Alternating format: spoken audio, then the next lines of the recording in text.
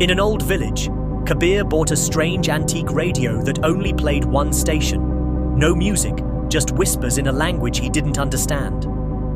Every night, the whispers grew louder, more frantic, until one night they clearly said in Hindi, "Kabir, look behind you." He spun around, nothing.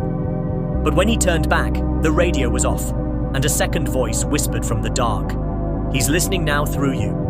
But from that night on, Kabir spoke in his sleep, fluent in the language no one alive could recognize.